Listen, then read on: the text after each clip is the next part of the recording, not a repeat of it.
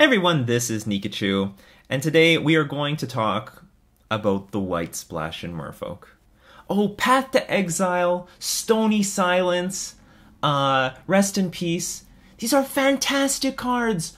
Why don't we splash them in Merfolk? Why hasn't anyone thought of this before?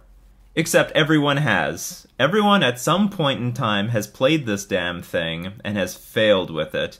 It is a very flawed idea, and I'm going to go over why it doesn't work. On paper, it looks great. We don't take damage from Path to exile anything we want, including Primeval Titan and big Tarmogoyfs and whatnot. And we got... Affinity is so tough for us. Why don't we play Stony Silence? Stony Silence is a mainstay card in every sideboard of Modern. Why don't we play Stony Silence? And Rest in Peace just permanently exiles the graveyard.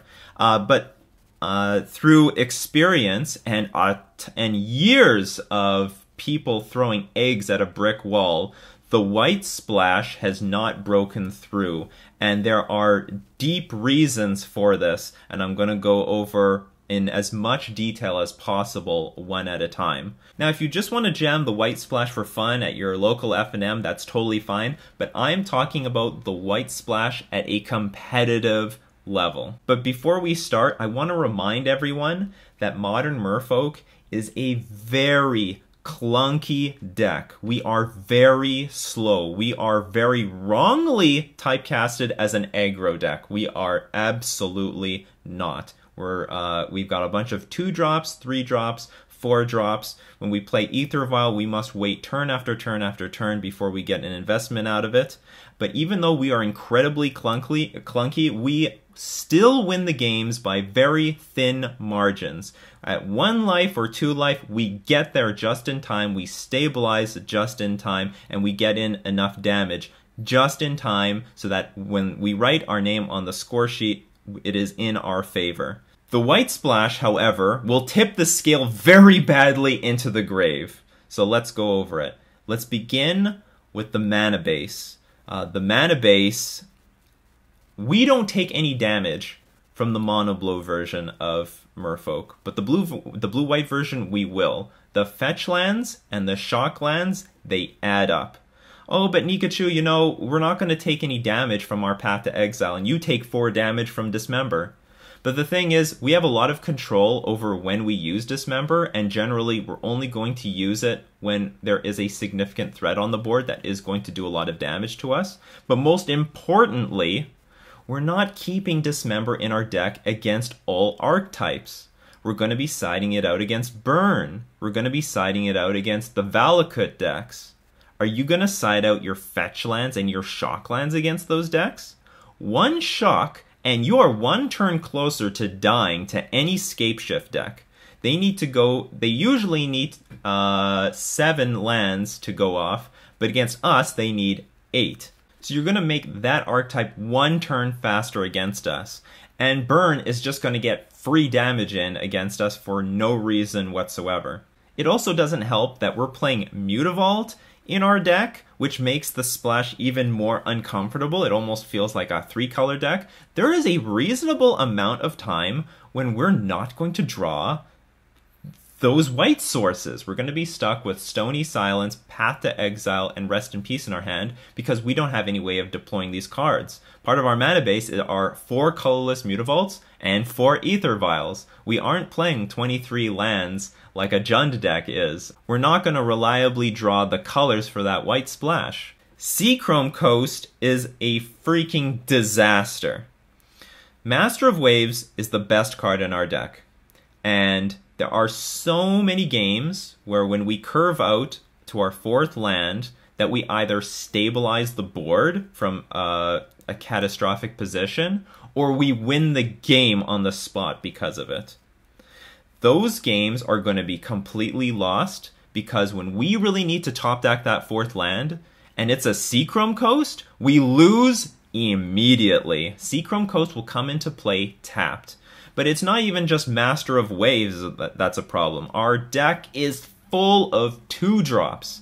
The Lords, Harbinger of the Tides, Silvergill Adept, Spreading Seas. When we hit 4 mana, we want to be able to play 2 cards a turn. Seachrome Coast will deny us that. Remember, we're a clunky deck, and the fact that that land comes into play tap tips the scale in the favor of our opponent. If you didn't think we were weak to Blood Moon, well, now we're weak to Blood Moon.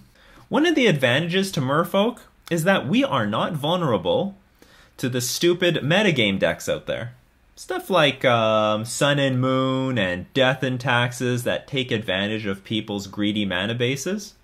But if we're going to play the White Splash, all of a sudden we're vulnerable to them. So moving on to Path to Exile, which is still going to take some percentage of damage, some percentage of games, because you're still fetching out Hallowed Fountains.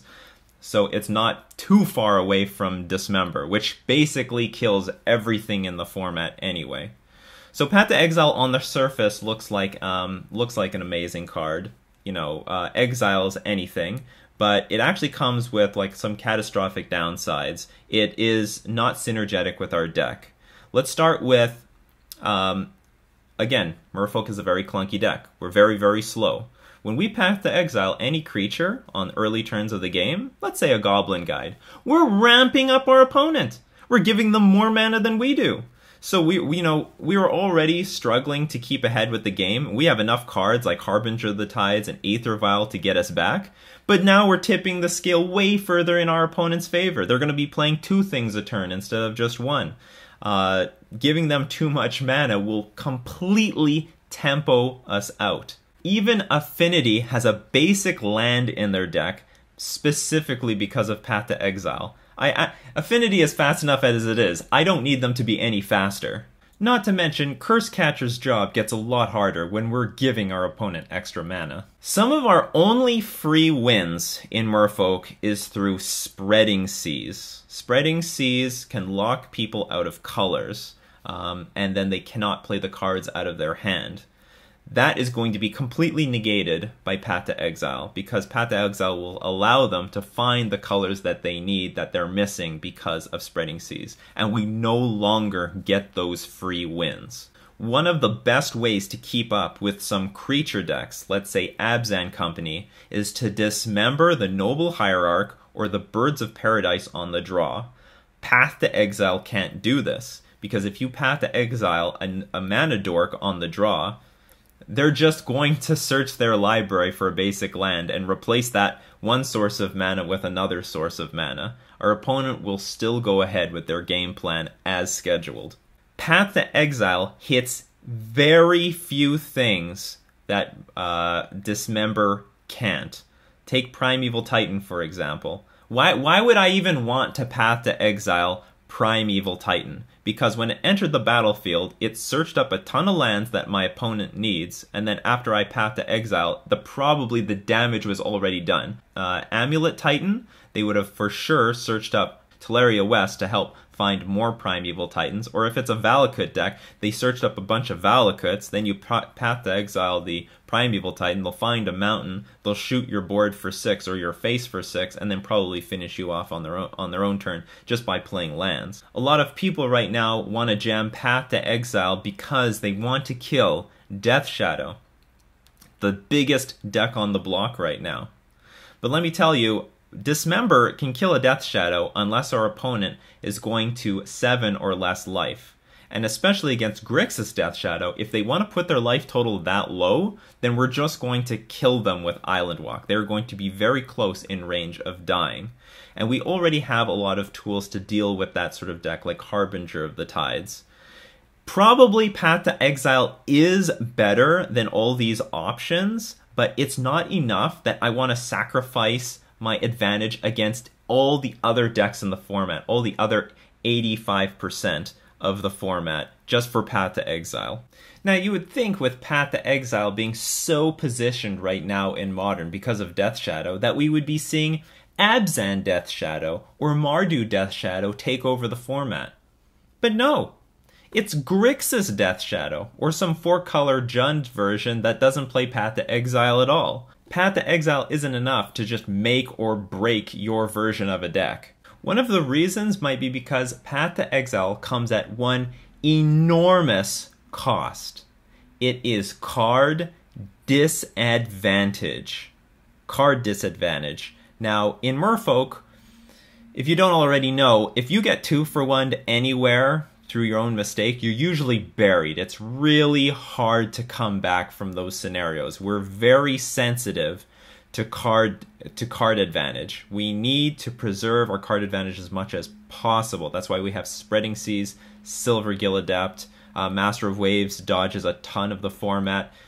Card advantage, very, very important in Merfolk. When you dismember a creature, it is a 1-for-1 exchange. When you path to exile a creature, what you're basically doing is you're taking a card from your hand, you're dumping it into the graveyard, and the number of permanents on your opponent's side of the board doesn't change. Just because you turned a creature into a land doesn't mean that land is useless. They could use it, for example, to attack with a man land while holding up Disruption. You might just help your opponent curve out to the top end of their deck. The point is, Path to Exile is not for every deck. Blue-white control can come back from the card disadvantage because they're playing with a lot of card advantage spells. Supreme Verdict, which is meant to 2 anywhere between 2 for 1, 3 for 1, 4 for 1 your board. They play with Snapcaster Mage so that they can recur Path to Exile over and over again while leaving a body on the board. They play with Sphinx's Revelation just to draw a raw amount of cards. The deck is designed to come back from the fact that they're giving you a basic land. If you look at Death and Taxes, they're playing with Leon Arbiter and Aven Mind Sensor. So just because they Path to Exile your creature doesn't mean you're going to get a land out of it. Now, Burn plays Path to Exile in the sideboard because it's a really fast deck, and tempo outweighs card advantage. If you can kill your opponent before they can make use of that card advantage, then that's totally fine. Remember though, Merfolk is a very clunky deck. We can't take advantage of tempo because we're not closing the game out fast enough. So we can move on to Stony Silence. Now, Stony Silence looks like an appealing card. You know, it's the go-to card for to play against Affinity. And you know what? It's pretty playable against Tron to cut off all their mana rocks and all the, exploration map. And I'm sure it's very playable against Lantern Control as well. But against specifically Affinity, it doesn't have the right synergy, and I would also argue it's incredibly overrated. Stony Silence has lost on camera a ton of times, just because Affinity can just blurt out a bunch of Memnites, Ornithopters, Vault Scourges, Signal Pests, and just attack with those things. And if they're fast enough on the play, they'll just play a plating and equip it before you can get Stony Silence on board. Not to mention, Merfolk, a decent chunk of the time, because we're an Aether Vial deck, we have to keep these 1-land hands. And if we don't have a second mana, then we're not even going to cast Stony Silence. We're casting a gigantic chunk of our deck out of our Aether Vial. So you could have all this work to put that Stony Silence in your deck, and you can't even cast the damn thing. Oh, by the way, talking about Aether Vial, it shuts it off.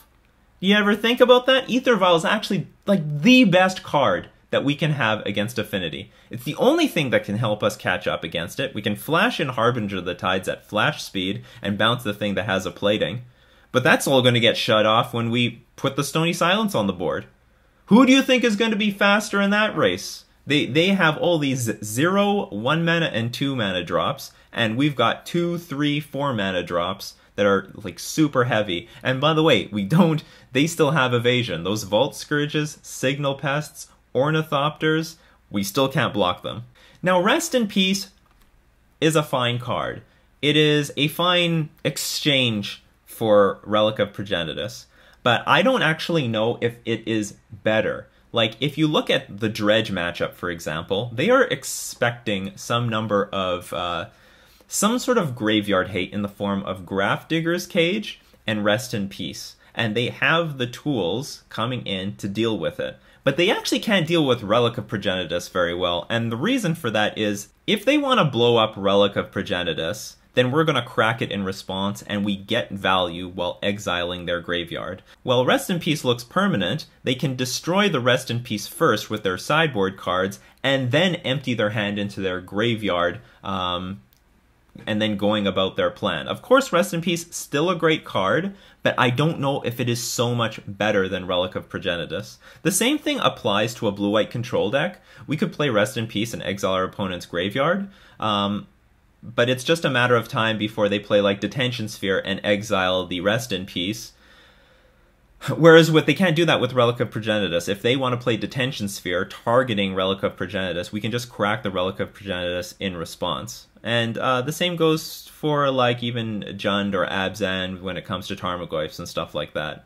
But Rest in Peace is actually a fine card. I don't think there's anything bad about it, but I can't say that it is so much better than Relic of Progenitus. Although I could see in, for example, some matchups like Storm, Rest in Peace probably is amazing because they have to burn a lot of cantrips in order to find their answer, like whether it be Echoing Truth or not, and being able to tap out against Storm is probably a lot more valuable. But again, the argument is I don't know if it is better than Relic of Progenitus in this scenario. So I hope that gives you some food for thought in this white splash. I go to Grand Prix, I see tons of people playing blue-white Merfolk, and it has absolutely nothing to show for it. A lot of people are arguing, this is the time for the White Splash. White Splash is so well positioned, Death Shadow is so big, it has to be time for Path to Exile. So where are the results? And it's not like people aren't trying. Tons of people are trying, and they are just more eggs being thrown at a brick wall. And the reason is for everything that I've explained to you right now. It's very anti-synergetic with our deck. You are giving up a lot to gain very little. You're giving up a ton in percentage points in all sorts of game scenarios just so that you can exile some creatures. I want to finish this off by saying that the White Splash could be playable.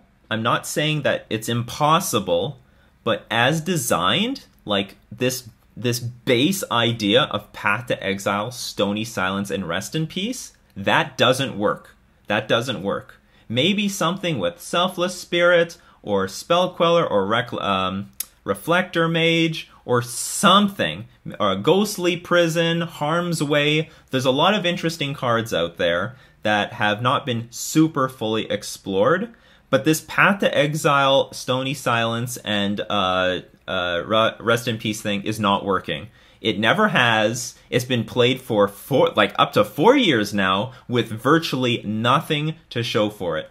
All the top decks are mono blue, even in the Death Shadow metagame, and it's just more of a sign that it doesn't work. If it was so effective, if it worked so well, some random guy should be able to show some very easy, clear 5-0s in competitive leagues, but it doesn't exist. So for any of you that are trying to support the White Splash, I hope I've given you some things to think about as you try to refine and rebuild your deck. This has been Nikachu talking about the White Splash in Merfolk.